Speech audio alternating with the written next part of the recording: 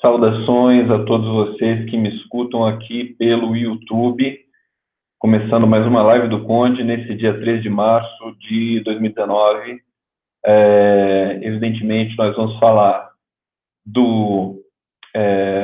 desse massacre, desse atentado horrível que ocorreu em Suzano. Será a nossa linha de reflexão hoje aqui. Nessa live, lamentamos, emprestamos aí a solidariedade a todas as famílias, deve estar passando terrível, deve estar passando um momento muito difícil.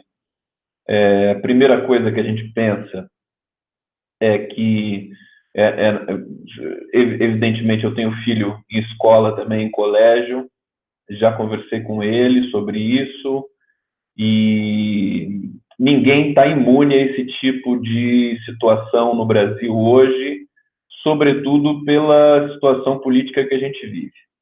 Então, pela situação, pelo governo terrorista que a gente tem, pelo governo que estimula a violência. A nota do Bolsonaro sobre o atentado de Suzano, ela não inspira nenhum tipo de confiança. Demorou 7 horas para se manifestar, ou seja, ele deixa sempre clara a sua posição pró-violência. E a pergunta que eu quero fazer hoje também junto aqui com vocês é: até quando nós vamos aguentar isso? Antes de começar a live, eu quero dizer, eu estou acabando de ver aqui que o Facebook, eu fiz a programação para entrar no Facebook, mas o Facebook está instável hoje, né? Então, a transmissão pelo Face acho que não vai acontecer. Agora entrou.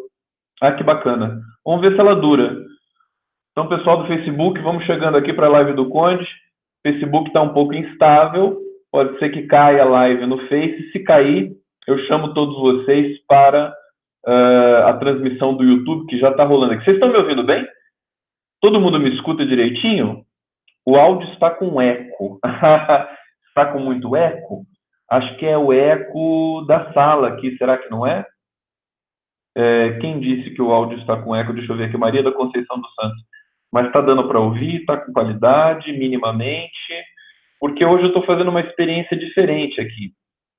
O som está bem metalizado. Melhorou agora? Será que agora melhora um pouco? Eu vou afastar um pouco o microfone com eco, ainda dizendo que está com eco. Melhorou agora, queridos?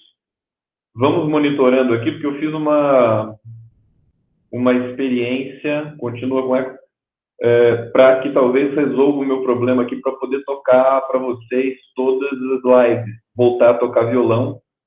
Agora tá bom? Querido, eu não estou triste não, viu? Já o Salomão perguntando se eu estou triste. Melhorou o som? Acho que então é a proximidade do microfone que eu coloquei. Melhorou, Aline Rangel? Tá bom. Melhorou um pouco, tá abafado? Ai, meu Deus. É que eu não tenho muito recurso aqui. Me diga se tá legal assim, daí a gente vai avançar. Porque eu acho que assim a gente consegue fazer a transmissão. Amanhã eu já preparo músicas ao violão para vocês. Boa noite, São Paulo. Tá baixo, som abafado.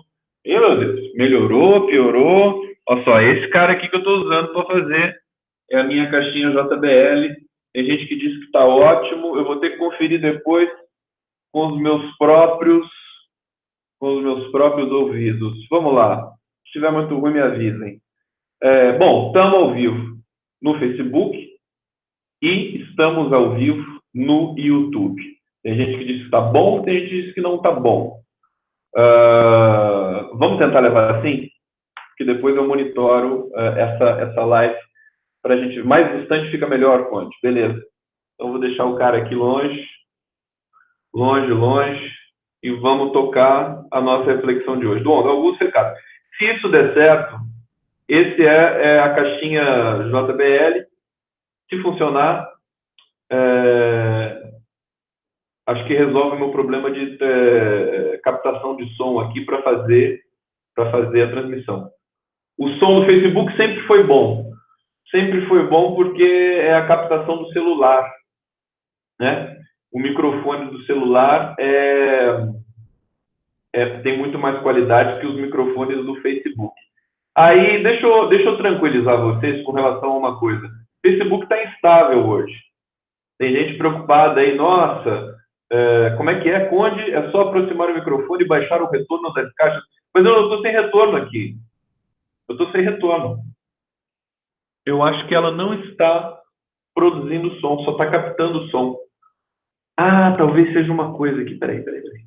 Deixa eu ver. Será que agora melhorou? Fala para mim. Deixa eu ver uma coisa aqui. Peraí. Me digam agora se eu conseguir resolver o problema do eco. Ok. Estamos lá? Estamos. Gelson Romão, como é que ficou? Agora tá ruim? Não melhorou o som? Melhorou. Eu acho que sim. Tá beleza. Tá igual nos dois? Como assim? Vamos lá. Olha, então, deixa eu só dizer para vocês o seguinte. O Facebook está instável. E isso é normal. Isso acontece de vez em quando. Tem gente preocupada, nossa, me bloquearam, não estou conseguindo compartilhar nada, não conseguindo postar. Eu também fiquei sem poder postar num dado momento, depois tentei de novo, ele aceita. É instabilidade. É um bug no sistema e isso vai, em breve, daqui a pouco passa. Acho que amanhã já está estável de novo, então não se preocupem com isso. Consegui fazer a transmissão da live, né? A live é algo que exige bastante. Então só para tranquilizar vocês com relação a esse problema do Facebook de hoje que afligiu algumas pessoas. Bom, uma escola chamada Brasil. Triste você pensar isso, né? Você pensar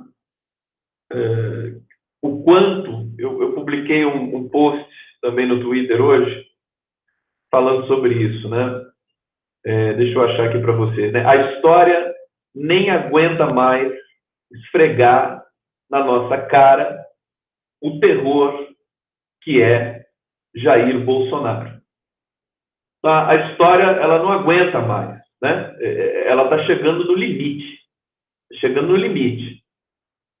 Se a gente, enquanto sujeitos da história, não partirmos para uma ação mais concreta com relação a esse governo terrorista, um governo que promove a aniquilação da palavra, do sentido da linguagem,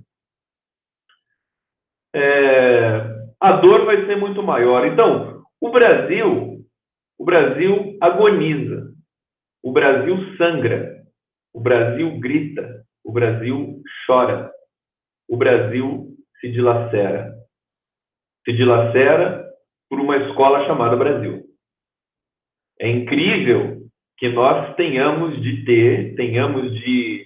testemunhar uma coincidência dessa, de você ter uma escola chamada Brasil, em que você tem um massacre, por acho que 10 pessoas mortas, 7 alunos, 2 funcionárias, a coordenadora pedagógica foi a primeira que morreu, a primeira que foi assassinada por 2 meninos, um menino de 25, nem tão menino assim, e um de 17, ex-alunos da escola. E a escola se chama Raul Brasil. É forte, eu estou dizendo para vocês. A história, diante de uma paralisia, como nós estamos vivendo nesse momento, a história, me parece, ela toma o protagonismo e começa a produzir enunciados de alerta para todos nós. O Paulo Coelho chamaria isso de sinais, né? Sinais do destino, sinais da vida, né? Porque quando enquanto sujeitos que habitamos um mundo simbólico, queridos, eu falava sempre isso para os meus alunos e me deu até saudade agora de falar isso para os meus queridos alunos, que eram adolescentes como esses adolescentes que foram assassinados hoje, né? Que tudo, por exemplo, para a gente fazer uma oficina de poesia, ou então para levar o aluno a curtir, a escrever alguma coisa sobre a vida, e, em geral, o adolescente sempre fica naquela insegurança. Mas vai sobre o quê? Sobre o que eu vou falar? Não sabe o que falar. Na verdade, o adolescente sabe tudo, né? Sobre o que dizer, sobre as percepções do mundo da vida. Só que ele tem esse bloqueio, que é um bloqueio social, que é um bloqueio instrumental, promovido, inclusive, pelo sistema, que não gosta que o adolescente tenha liberdade intelectual. Então, nós, enquanto professores, nós tínhamos e temos de tirar esse bloqueio, essa paralisia de um adolescente que está em vias de adquirir os protocolos da escrita e do enunciado, que é político. Essa história do escola sem partido é justamente a aniquilação completa da possibilidade de um adolescente amadurecer e se tornar um agente, um ator, um sujeito político de posse do seu sentido histórico no seu país e na sociedade em que vive. Né? É para você realmente, a escola sem partido, o conceito fraudulento do escola sem partido, é justamente para você aniquilar qualquer possibilidade de produção de sentido desses jovens que vão sair da escola e depois vão para a faculdade. E que eles também querem uma faculdade sem política, sem partido. Né? Eles querem, na verdade, um mundo sem sentido. E é incrível também a coincidência desse processo. Ontem, na live, eu falei exatamente disso. Ontem, na live, eu falei desse bolsonarismo, desse segmento que começou a chamar um pouco mais a atenção, talvez na última década, por promover atentados sem nenhum tipo de ideal, né? São atentados per se, são atentados por eles próprios. Não tem nenhuma intenção ali, nem de atingir notoriedade de nada. É um protocolo suicida, pura e simplesmente. Um sujeito pega um caminhão, atropela uma multidão, mata 80. Em Nice, na França. Em Berlim, mesma coisa. Você tem também, em Copacabana, um sujeito que era funcionário da Globo. Ele atropelou, mas ele acho que ficou uma pessoa ferida, só não sei se ela morreu, não me lembro mais. Isso acho que faz aí um ano, pouco mais de um ano. Você teve o atentado de Realengo em 2011 no Brasil, que volta agora à memória também, em função desse atentado da escola Raul Brasil Suzano. E o que eles buscam? O que se busca nesses processos? A aniquilação, pura e simplesmente. É muito bolsonarista isso. O processo simbólico embutido num gesto violento de proporções terríveis como essa da escola de Suzano é o bolsonarismo escarrado. Veja, ontem eu falei exatamente disso. Não sei se foi ontem ou anteontem que eu estava falando e dissecando um pouco, né, desconstruindo um pouco as origens do bolsonarismo e o som está rachando. Tem gente que está dizendo que o som... Deixa eu ver aqui no YouTube. Para mim, o som está esquisito. Gente, vamos mexer mais um pouquinho nesse microfone? Vamos ver se assim fica melhor. Me digam se o som melhorou, tá bom? O som está esquisito. É que eu estou mudando a captação do som hoje. Vamos ver se eu consigo equalizar isso.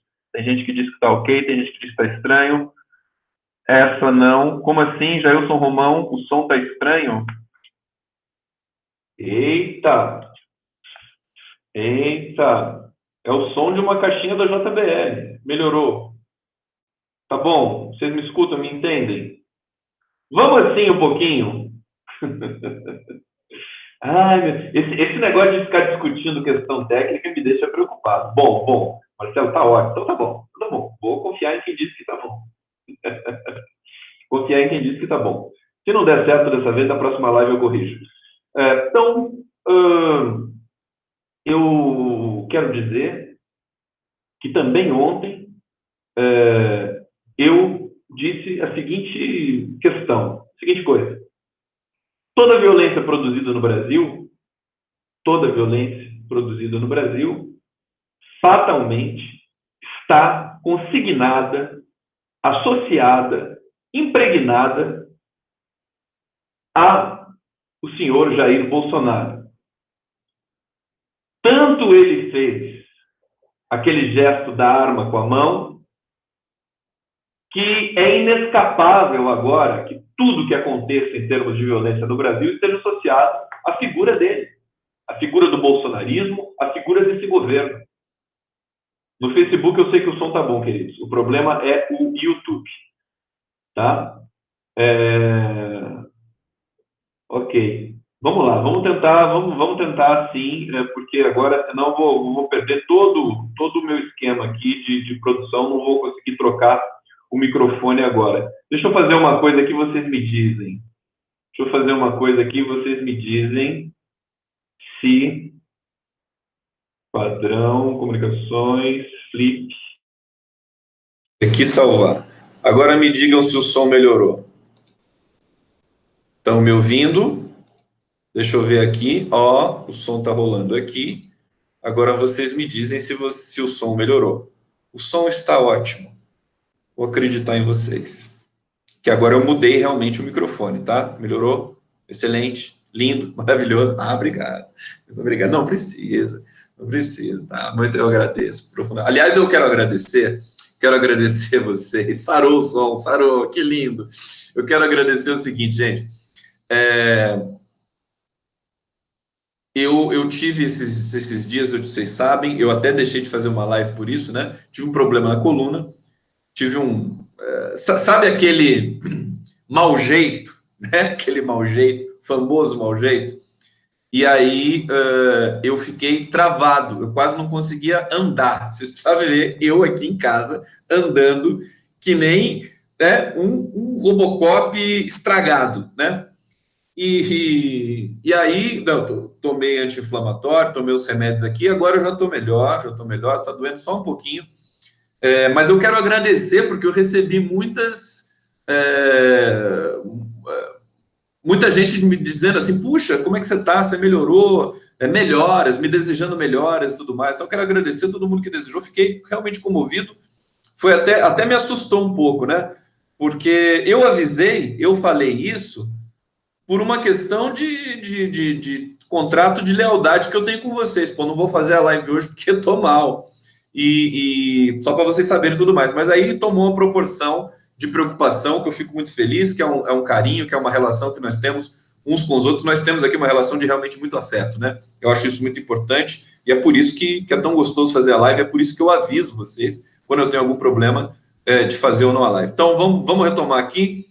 O som normalizou, olha, muitos coraçõezinhos aqui, muito obrigado. Isso é muito bonito. Pilates é ótimo. Muita gente me dando dicas, né? Pilates, acupuntura. Eu sou realmente um sujeito teimoso, né? Porque eu não, todo mundo me diz, não, vai lá, né? Tem um cara aqui em Caçapava, na minha cidade. Como é que é o nome dele? Esqueci o nome dele. Ele é shiatsu, é especialista em shiatsu. Ele, inclusive, toda vez que vai lá, ele chega e fala shiatsu, como é que é? É dedo, né? Acho que é dedo. Shiatsu, massagem com os dedos, alguma coisa assim. E ele o cara sabe aquele cara do Karate Kid? O Miyagi, ele chega e ele faz assim, né? Esse cara é o Miyagi, né? Ele chega lá, ele vai mexendo assim, vértebra por vértebra, eu saio de lá mais alto. É uma coisa impressionante. Bom, o assunto hoje, efetivamente, não é a minha coluna vertebral, né? É a minha coluna da live, né? Que é uma coluna verbal. E nós vamos voltar, então, ao tema aqui que eu estava dizendo para vocês. Nesses momentos, não entrar dramáticos do Brasil, no momento que são diários, né? Até quando, né? Até quando a gente vai aguentar esse tipo de coisa? Nós temos de significar esses momentos. Neuza Silva dizendo, a gente te ama, te cuide, muito obrigado. A gente se ama. A gente se ama? Ah, desculpa, pensei que era te ama. Não, se ama. A gente se ama. Vamos nos cuidar. Prometo que eu vou me cuidar mais depois desse problema que eu tive aí. Nós precisamos significar a tragédia significar, inclusive, também outra situação que está latente nesse momento é a divulgação dos executores da vereadora do PSOL, Marielle Franco, e do motorista Anderson Gomes. Vou retomar esse assunto daqui a pouco também durante a live. O fato é que ambos os episódios precisam ser significados. Isso é uma coisa que o Lula costuma falar muito. Que ele falou, por exemplo, quando o Bolsonaro ganhou as eleições. Ou seja, um desastre, né? E uma derrota que você tem de assimilar. O que você faz com uma derrota? Você significa. Né? Você não pode ficar lamentando a derrota. Acho que você lamenta no momento em que ela acontece, evidentemente, acusa essa derrota. O PT sempre soube perder de maneira muito democrática. Talvez daí venha a força imensa que o PT transpira diante do povo brasileiro, porque é um partido democrático, na sua essência mais profunda. Ele sabe perder e sabe vencer, e é bom de eleição, né? E só não ganhou essa eleição, nós sabemos, em função de um processo extremamente violento, extremamente complexo, com muitos tentáculos em todos os lugares, inclusive no Poder Judiciário, nas plataformas digitais de WhatsApp e na própria imprensa tradicional brasileira, que fez questão de estimular o ódio ao PT até os 45 do segundo tempo. A imprensa parou de estimular o ódio ao PT 2 dias para o segundo turno. Eu me lembro muito bem disso. Estava cobrindo tudo isso no Brasil 247. Foi o momento em que o Joaquim Barbosa declarou voto no Haddad, o momento em que a Marina Silva declarou voto no Haddad, o momento quase que o FHC também declarou voto no Haddad. Indiretamente ele deixou claro que jamais votaria no Bolsonaro, né? Mas não declarou de boca que votaria no Haddad, porque ele sofre daquele problema atávico e crônico da elite brasileira que não admite o sucesso e a amplitude democrática do PT. E o Ciro Gomes não, né? O Ciro Gomes fugiu para a França e realmente ficou totalmente fora. Inclusive o Ciro Gomes, ele está tendo o que ele merece agora, né? A Gleisi Hoffmann, o PT soltou uma nota oficial para rechaçar essa baixaria desse extremista que é o Ciro Gomes. Eu cansei de denunciar, minha paciência com o Ciro Gomes acabou já faz mais de um ano, e agora acho que o Haddad também não vai ter aquela paciência habitual que ele sempre teve com o Ciro Gomes. Ele sempre manifestou, não, é meu amigo, não sei o quê. Agora eu quero ver o que o Haddad pode falar do Ciro Gomes, que realmente... Tem gente que quando eu falo do Ciro Gomes, fala assim, mas por que você está lembrando desse cara? Eu acho que a gente lembra para esquecer. É aquele papo, né? Você tem que lembrar para continuar esquecendo. Por que você lembra do Holocausto? Por que você lembra de tragédias? Nós vamos lembrar do Bolsonaro no futuro como um antissujeito, um anti-ser humano. Vamos continuar, temos de lembrar como se lembra do Holocausto, para que aquilo nunca mais se repita. Então eu lembro de Ciro Gomes para que este sujeito, esta compleição intelectual prejudicada, nunca mais se repita na cena política brasileira, se Deus quiser. Tá? Por isso que a gente lembra do Ciro. Bom, temos de significar. Lula diz, né, a derrota do Haddad para o Bolsonaro. O que a gente vai fazer agora, meu Deus? Vamos significar a derrota. Vamos entender por que ela aconteceu e vamos voltar aos nossos bastiões, às nossas trincheiras e fazer o que a gente sempre fez a vida toda, que é lutar por um país melhor na cena política tradicional. Não tem como escapar disso. Não tem que inventar roda todo o tempo, nem em função das tecnologias. Porque a grande tecnologia, a maior de todas, maior que o WhatsApp, maior que o Google, maior que o Facebook, maior que o Instagram. Sabe o que é, queridos? É a linguagem humana. Essa é a nossa maior tecnologia. Enquanto um ser humano for capaz de falar, não só com o seu trato vocal, mas também com as suas mãos, com seus gestos, enquanto o ser humano for capaz de se expressar através da linguagem, nada nesse mundo será tão complexo, tão infinito quanto a linguagem humana, a língua humana. É ali que se resolvem todos os dissídios, todos os conflitos da nossa sociedade. Dentro da linguagem. O próprio Facebook, é isso que eu digo como linguista, com essa relação da vertigem das tecnologias, das gigantes das tecnologias, que interferem em processos políticos e econômicos pelo mundo afora. Eu digo o seguinte, é uma coisa muito simples. A grande plataforma simbólica da nossa espécie, da civilização, é a linguagem. E que não tem copyright. Você não tem o dono da linguagem. Você tem gente que isso está, inclusive, em Althusser. De uma certa maneira, também em Marx.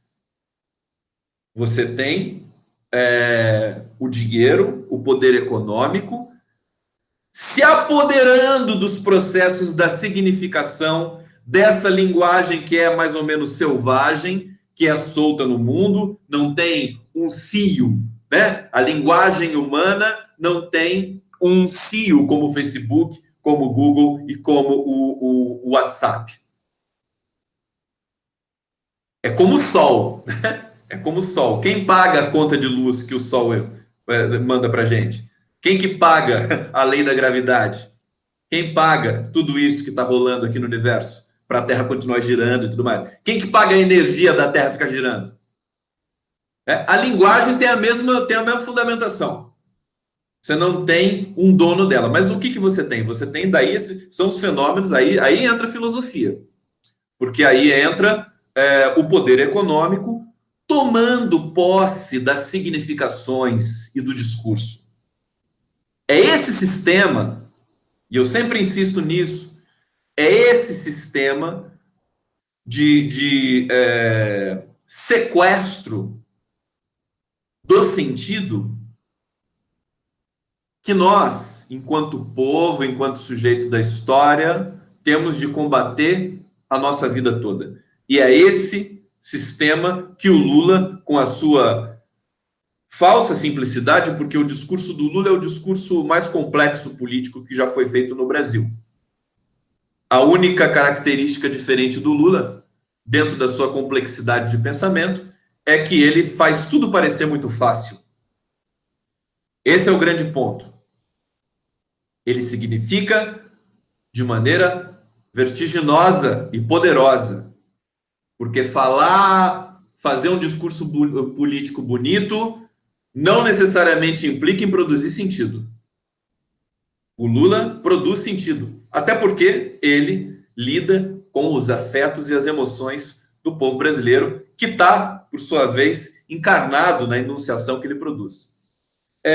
Veja, eu estou dizendo isso justamente para falar da significação dessa tragédia, da significação da divulgação dos assassinos ainda supostos, mas praticamente certos, de Marielle Franco e de Anderson Gomes, e da derrota do Haddad para o Bolsonaro e esse momento tenebroso que nós estamos vivendo. Então, o Brasil chora. E aí, a história vem com uma, quase que, não é ironia, mas vem com um sinal, porque a escola em que aconteceu essa tragédia se chama Brasil.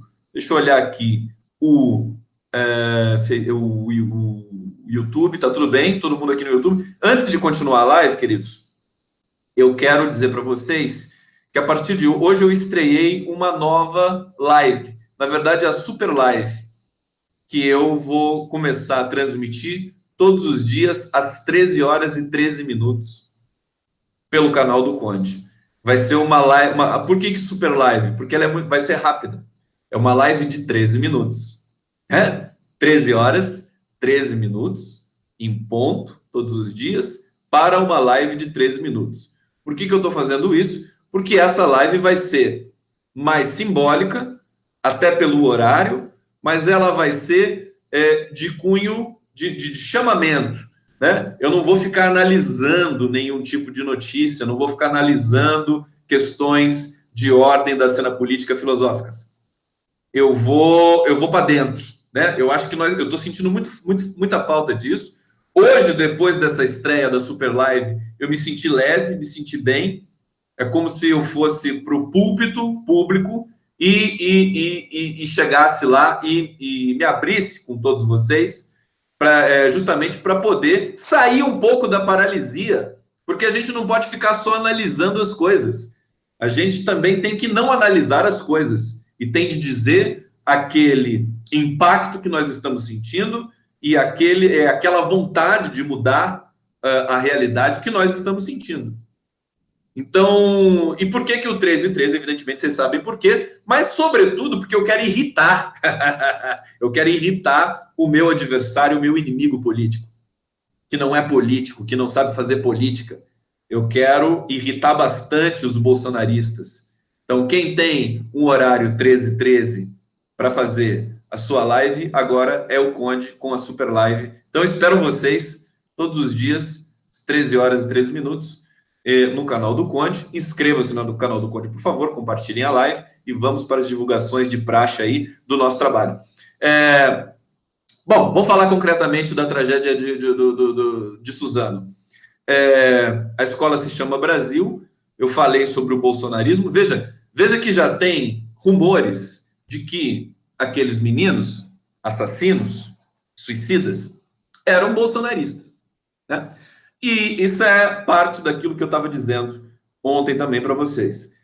Toda violência que for produzida hoje no Brasil vai estar com o carimbo Bolsonaro impregnado nelas.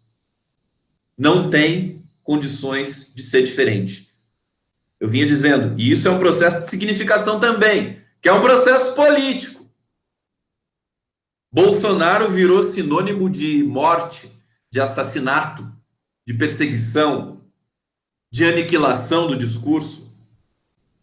Bolsonarismo se tornou isso. Então, toda violência que nós tivermos, fatalmente nós vamos lembrar de Bolsonaro no segundo seguinte, no mesmo instante, né? E você percebe que toda a conjuntura nos leva para essa interpretação também. Então, essa fetichização das armas, né? Esse sinal. O Aroeira, cartunista, que é agora do 247, o Aroeira fez um cartoon hoje, uma charge, que explica absolutamente o processo simbólico que nós estamos vivendo. Histórica, já nasceu histórica a charge, que a mãozinha fazendo sinal de arma, uma arma real, uma pistola, e uma terceira imagem, que é a mão na pistola disparando e o cano da arma fumegando. Ora, essa é a senha que o bolsonarismo produziu e não parou de produzir nem um segundo já há 2 anos. Há 2 anos que isso vem acontecendo no Brasil. Há muito mais tempo, mas de maneira mais ostensiva, foi depois do golpe. Apologia de torturador, quer dizer, tudo que configura crime. Então, a pergunta que eu faço, e a pegada que eu quero levar para a Super Live, que a gente vai transmitir agora todos os dias às 13h13, é justamente até quando nós vamos aguentar isso? A execução da Marielle e do Anderson Gomes vai completar 1 ano amanhã, hoje, porque essa live é retransmitida pela TV 247. 1 ano. Tire-se o chapéu para esse delegado, que o nome é Giniton Lages, que conseguiu oferecer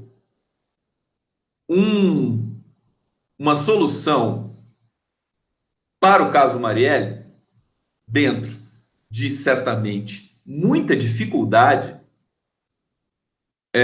esse delegado, não sei se já foi afastado, mas será afastado do caso. Será afastado do caso.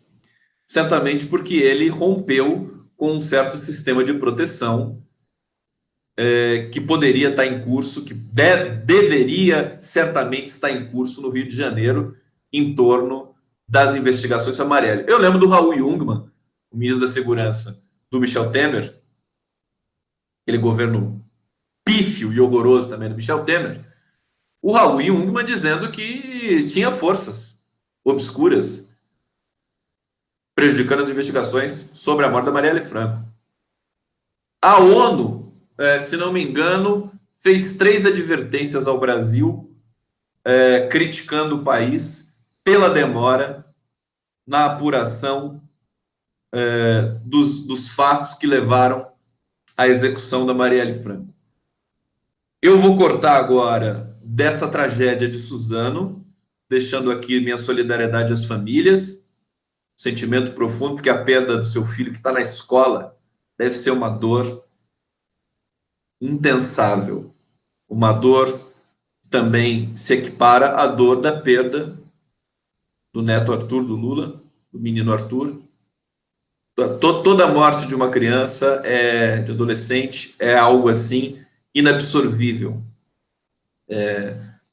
Então, vou deixar aqui esse sentimento e falar desse tema politicamente também muito sensível, que é a execução da Marielle e do Anderson Gomes e essa respectiva, esse deslinde aí dos assassinos, e que agora todos estamos esperando o mandante.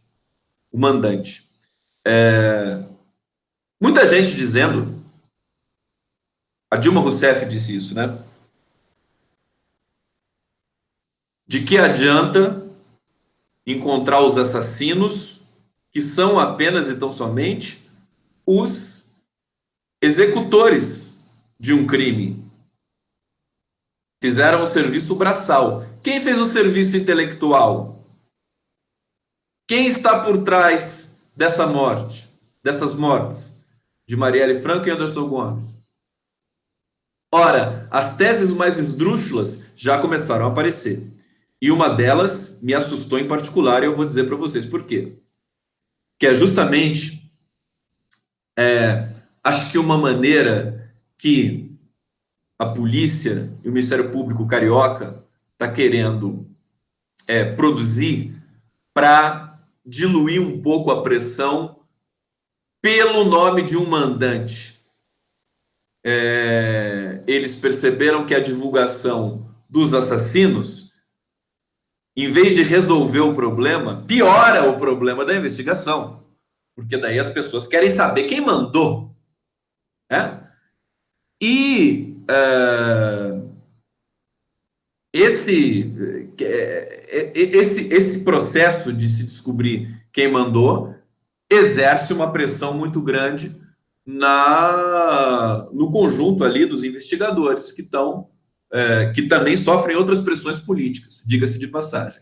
A gente já viu que o delegado vai ser ou já foi afastado. O Giniton, como é que é o nome dele? Escapou aqui, Giniton Lages. Mas o que veio à tona e a Folha de São Paulo manchetou hoje pela manhã? Que a justificativa para a execução da Marielle Franco foi que ela era de esquerda. Essa tese apareceu dentro da cúpula da investigação. Ela era de esquerda. E isso mexeu, né, com esses milicianos aí da vida e tudo mais. Mexeu e eles mataram. Eles estão uma espécie de passionalização do crime contra Marielle Franco. É como se fosse a reedição da Suzana Marcolino. Veja, lembrei o nome dela, que era a namorada do PC Farias, que morreu assassinada junto com o PC Farias, numa situação que até hoje não foi explicada. E disseram que foi crime passional. Então, eles estão trazendo uma passionalidade política para o crime da Marielle. E dizendo, não, era porque ela era de esquerda. Né?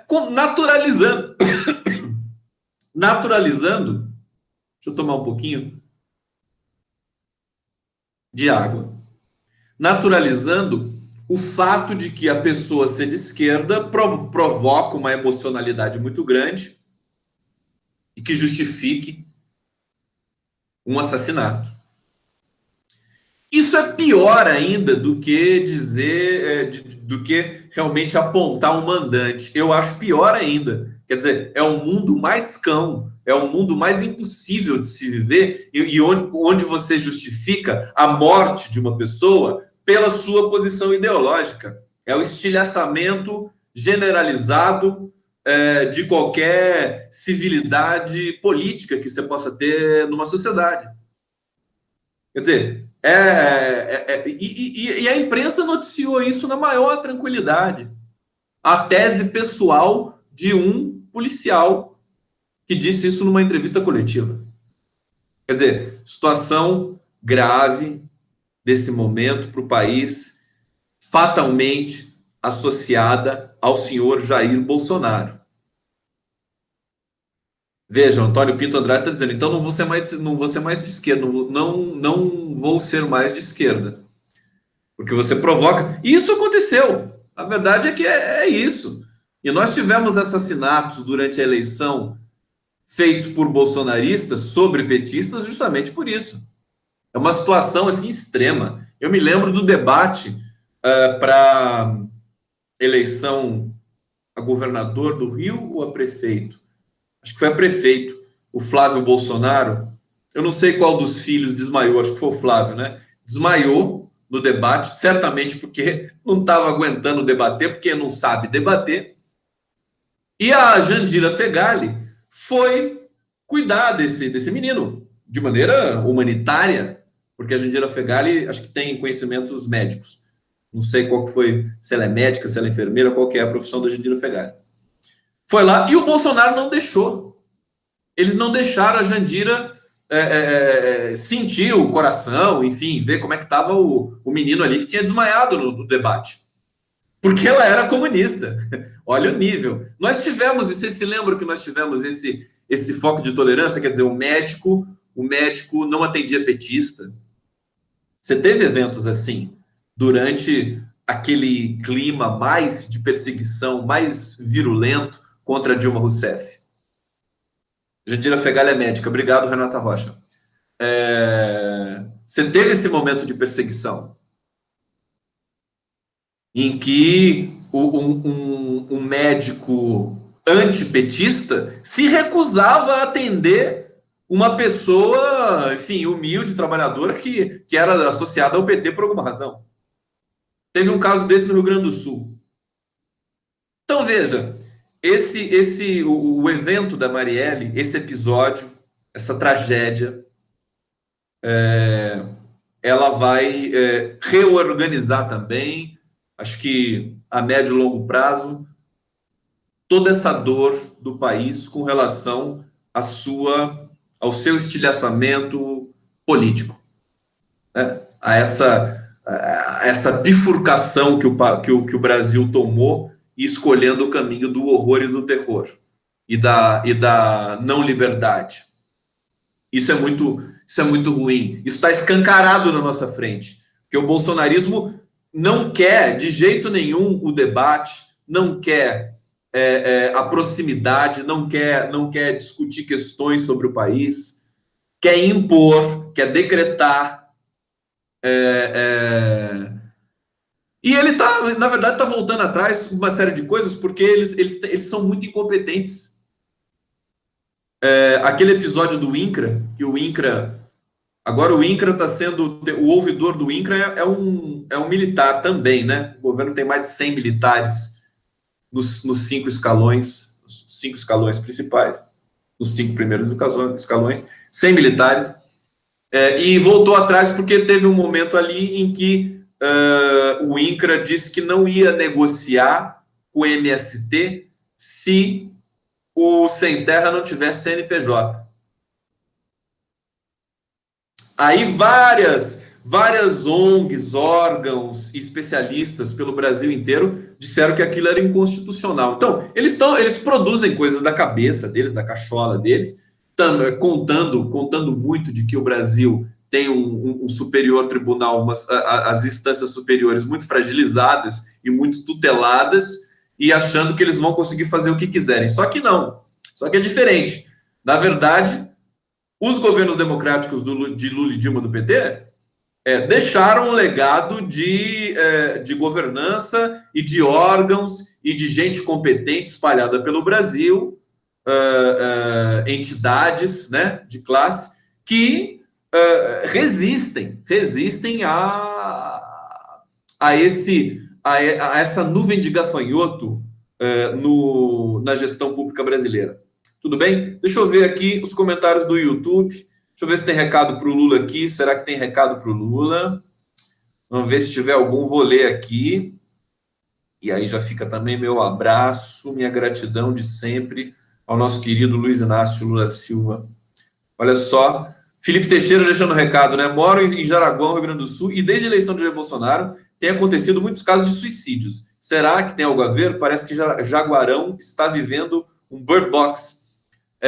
Nós temos um aumento da violência exponencial no Brasil em todos os sentidos, e o suicídio é um deles. Eu conversei com alguns especialistas em saúde mental. Nós temos também esse retrocesso na área de saúde mental, de um retorno a protocolos do passado, como o eletrochoque, de internação compulsória de crianças, e não só de crianças, evidentemente, de crianças é o caso mais emblemático e absurdo, e aí você tem o desalento. Na verdade, nós temos todo um segmento hoje brasileiro desalentado, né, dentro daquela compreensão econômica. Eles nem procuram emprego e eles ficam fora da estatística do desemprego. Então, o desemprego hoje no Brasil está em 12,6%, se não me engano, o último dado aí da PNAD. A verdade é que deve estar muito maior, porque você tem todo esse segmento de desalentados, que nem procuram emprego e ficam fora das estatísticas. E, na verdade, é muito pior do que isso, porque nós temos no Brasil hoje 40 milhões de trabalhadores informais. É uma Argentina. Trabalhadores que não têm direito nenhum. É muita gente. Eu me lembro que na época dos governos Lula e Dilma, o dado, aquilo que realmente importava, até porque o partido é do trabalhador, né? Isso é muito simbólico. A gente tem de lembrar por que o PT chama PT? Partido do Trabalhador, dos trabalhadores. E o dado que era sempre, inclusive, destacado pelo governo era do carteira assinada. Vocês se lembram como o Lula falava de carteira assinada? O Lula falava, cada 10 palavras que ele falava no discurso dele, 5 era carteira assinada. O cara curtia a ideia da carteira assinada. Porque a carteira assinada, ela te dá direito, ela te dá uma existência social muito mais poderosa do que se você não tiver essa carteira assinada. Então, a grande questão naquele momento era isso. O dado era esse. E nós tínhamos pleno emprego, praticamente. Não de carteira assinada, evidentemente, todos, mas a grande proporção eram empregos formais. Ora, tudo isso foi degradado desde o golpe que foi produzido contra Dilma Rousseff e depois de efetivamente aprovado por aquele Congresso bandido, esse golpe de 2016, aí tudo se degringolou de uma maneira acelerada no Brasil e hoje nós temos aí 40 milhões de empregos informais no país. Ou seja, uma bomba relógio. O Brasil não vai resistir a esse tipo de coisa. Então, a gente tem de observar, eu estou dizendo do trabalho da carteira assinada, justamente para falar da situação que nós chegamos, de violência, do suicídio, né, como o nosso ouvinte ali comentou. Então, nós temos um processo de muita violência, porque o desemprego, o desalento leva à violência, leva as pessoas a cometerem atos que não estão naquele horizonte da civilidade e da democracia. É uma questão social, que você não resolve com arma. Você não, ó, esse caso, certamente, de Suzano, ele pode ter a ver com várias coisas, inclusive com o próprio Bolsonaro. Não vai ser nenhuma surpresa se a gente descobrir que esses adolescentes, ex-alunos lá da Escola Brasil, eles tinham faixas do Bolsonaro em casa, aquela coisa, foto, as postagens de rede social pró-Bolsonaro. Nenhuma surpresa disso. Né? É absolutamente esperado que seja isso. Não há surpresa nesse sentido. Mas um outro fator que possivelmente produziu as condições para que esses jovens cometessem essa barbaridade, essa barbárie, é também a falta de perspectiva, a falta de emprego, o pai que bebe, a mãe, quer dizer, a família desorganizada, em função de um problema social que é de amplitude nacional, que é de amplitude política. Então, nós estamos numa situação, quer dizer, a gente nem acredita. Se você pensar, é só andar nas ruas. Né? Existe um temor, existe um medo, existe uma tristeza nas pessoas em função não só da situação econômica do Brasil, que isso também nunca foi lá uma Brastemp no Brasil, não, salvo nos governos Lula e Dilma, que nós tínhamos uma economia saudável. Mas nós temos agora esse medo da violência institucional, porque as polícias acabam sendo induzidas a essa senha, a essa fetichização da arma de fogo, né? E aos respectivos atentados. Né? É uma situação dramática, eu tenho perguntado e vou perguntar na Super Live, sempre isso, né? Sempre. Até quando nós vamos aguentar isso? Até quando nós vamos suportar essa situação desalentada do ponto de vista da nossa história, da história brasileira? Quer dizer, a história nem aguenta, ela virou protagonista de um processo, ela fica o tempo todo dizendo pra gente assim, tem certeza que vocês vão continuar nessa tocada? Vocês vão continuar aceitando? A gente vai aceitar 4 anos de Bolsonaro? Eu já falei várias vezes aqui que ele não vai durar. Mas veja, do jeito que as coisas estão caminhando, com uma certa apatia, com uma certa sucessão de tragédias, porque a tragédia também paralisa a gente. Talvez nós tenhamos aí um efeito contrário. Tem tragédias que fazem disparar uma reação social forte, mas tem tragédias que nos paralisam e nos acuam ainda mais. Bom, eu quero comentar rapidamente aqui uma notícia que eu peguei hoje logo cedo e coloquei no site do Brasil 247, que é a descoberta de 117 fuzis M16. Quer dizer, uma coisa sem precedente, absurda, que esse assassino da Marielle Franco, acho que é o esqueci o primeiro nome dele, ele que é o sujeito que morava no mesmo condomínio do Bolsonaro, tinha uma casa de 4 milhões em Angra dos Reis, ex-PM, ex-sargento da PM. Você vê que a PM está pagando bem, né? Como é que um cara tem tanto dinheiro assim? Será que eles não vão investigar isso? Será que o poder público vai ter a pachorra, cara de pau, de ter um ex-PM que tenha esse patrimônio e que também comprou pela internet 117 fuzis M16 que custa cada um 30 mil reais? Ora, o cara montou um arsenal, tudo em caixa de papelão. Eu vi a batida da polícia lá na casa do amigo dele que estava chorando, que dizia, não, nem sabia o que era isso e tal. Quando o cara chora e diz que não sabe, para você ter a certeza absoluta de que ele sabia, né? É uma coisa impressionante. Quando o cara chora, esquece, querido. Aí é o covarde, né? Isso aí é a linguagem corporal, é o beabá da linguagem corporal. Tanto que o Aécio chorou muito, né? O Aécio chorou muito e o Lula só chorou pelos seus. Né? Ele só chorou pela família e, na verdade, o Lula é chorão e tudo mais, mas esse choro covarde, esse choro de não fui eu, realmente, esse passa longe de qualquer possibilidade, né, de estar perto do Lula. Vou trazer mais dois assuntos para a gente fechar a live de hoje, tudo bem? Eu estou curioso para saber qual vai ser o desenlace desse embate entre o Sérgio Moro e a Lava Jato e o STF, né? O Toffoli hoje já ele não ameaçou porque ele não faz ameaça, ele é muito tutelado para fazer uma ameaça. Mas ele disse que não vai admitir comentários como aqueles que o procurador da Lava Jato, Diogo Castor, fez com relação ao STF. Porque amanhã, caras pálidas, meus queridos, o STF vai votar uma matéria muito sensível para a Lava Jato, que é saber se o crime eleitoral é da alçada da Justiça Federal ou da Justiça Eleitoral.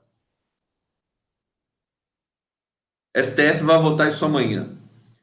Os lavajateiros, célebres, conhecidos desse direito concurseiro do inferno brasileiro, eles estão apreensivos. Porque, e olha como isso também é um sintoma de que a Lava Jato é política, né? Porque crime eleitoral, tecnicamente, de que alçada que é? Da Justiça Eleitoral. Isso levaria os crimes de Caixa 2 eleitorais para a Justiça Eleitoral, que tira da Lava Jato a primazia de investigar políticos que supostamente cometeram crimes eleitorais. A tendência, pelo que eu entendi no STF, é que ocorra exatamente isso.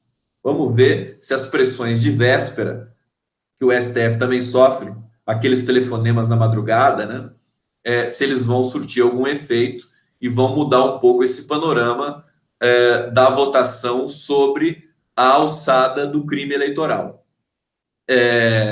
O clima é tenso, né? O clima todo do Brasil é muito tenso. E Brasília, nesse momento, evidentemente, é o grande emanador de tensão para o Brasil inteiro. O clima no Congresso é tenso, o Bolsonaro, como articulador político, acho que foi a pior, não foi surpresa, né? Mas assim, para os militares que estavam ali flanando, querendo se dar bem do governo, querendo parecer que estavam produzindo algum tipo de novidade gerencial para o país, né?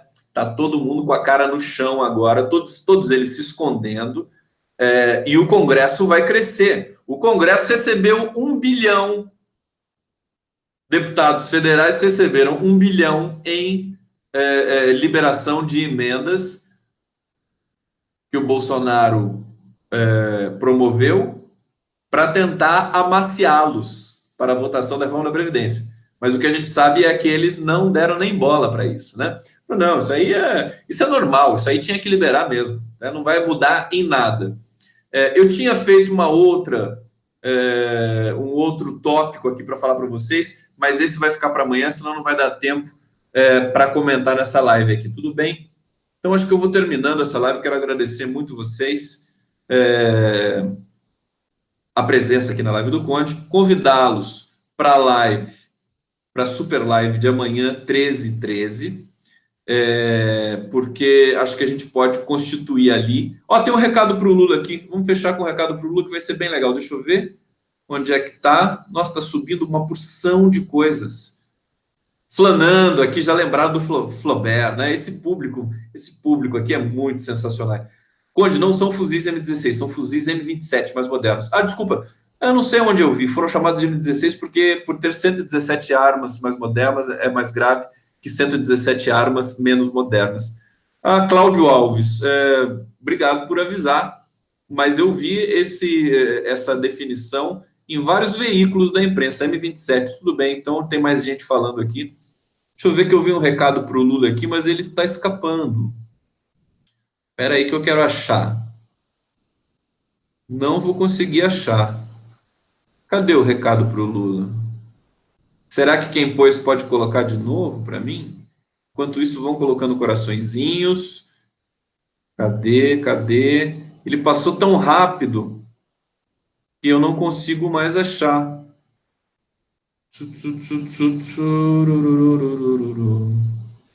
Bom, vamos deixar esse recado para a próxima live. Eu vou tentar recuperar aqui depois. Tudo bem, queridos? Muito obrigado pela live, pela presença aqui, pela presença na live do Conde. E amanhã estaremos de volta comentando mais alguns fatos. Esperamos que amanhã não seja um dia que tenha essas tragédias que vão se tornando habituais no Brasil, para a gente poder retomar um pouco o raciocínio político, o raciocínio da nossa condição de país interrompido democraticamente, mas que nós vamos rasgar essa lógica mais uma vez, como já fizemos uma vez. Um beijo para vocês e até a próxima. A vida do Conde.